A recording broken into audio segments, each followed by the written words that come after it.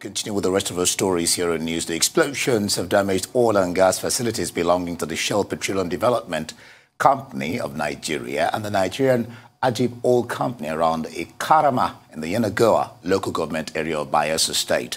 A youth leader in the community, Ben Wada, says residents heard loud sounds from the affected oil fields and were very afraid to go near the impacted area.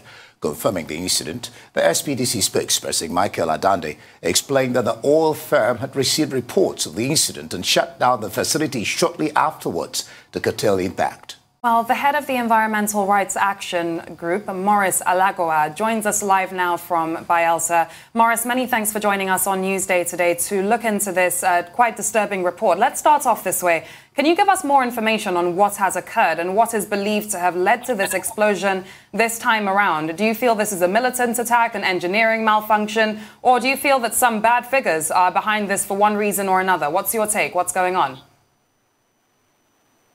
Thank you very much for having me on your studio.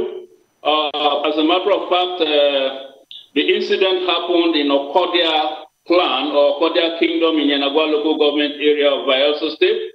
And that area, from the field monitoring experience we have, there's nothing like oil theft or oil bunkering in that area, but we've had several issues of pipeline attacks.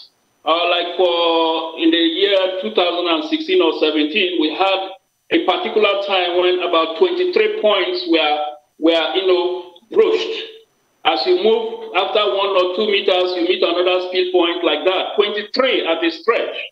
The area has been, a place where we talk about people expressing grievances against the oil companies here and there. But for this particular one, we do not know those who are behind it, whether it is people from the immediate environment working in conjunction with others from outside the environment, or it is just another militant attack. On Monday, before 8 o'clock, between 7:30 and 7:40, I received a text message from Calabar community, one of the communities on Okodia, from the youth PRO. He said the gas pipeline has been attacked. And I followed up with a call to identify where this has happened. And another person called me again from the neighboring community to say the same thing. So this has been a kind of recurring decimal so often in that environment. And I think it has to do with grievances that has not been addressed. Either it is owing to pipeline surveillance or developmental issues. And that is why we are saying that the oil companies and government should upgrade their community relations apparatus so that it becomes so robust to accommodate issues of grievances where people will be able to express themselves freely. And then companies, government should be able to politely and in a more holistic way tell communities what is doable and what is not doable. I think that is a way forward. All right, Maurice, how bad is the damage to the oil and gas facilities of both Shell and Agip?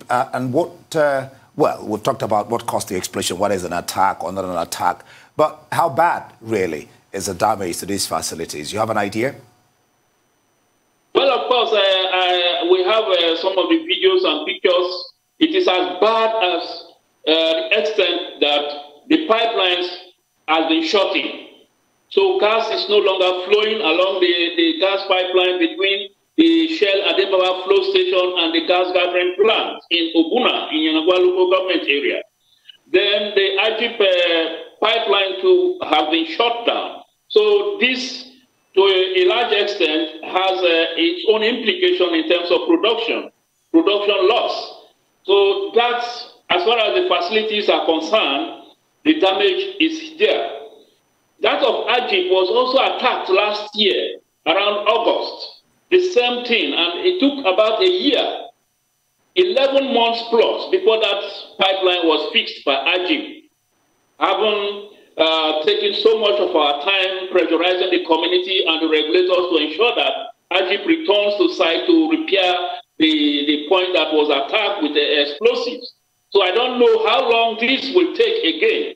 However, as of yesterday, some experts of explosives with the military were there, the police and some soldiers and the civil defense, they were there to ascertain what actually happened, the level of damage and the explosives that were used. So I think the companies will be able to tell us more in terms of facility damage, but as per the environment, community people are very apprehensive because it is gas, and people going to farm this season are very, very much concerned. Because some years back, somebody was going to farm with live coal, not knowing that there was a gas leakage somewhere, and then the lady was enveloped by heavy flame, and then she got seriously injured.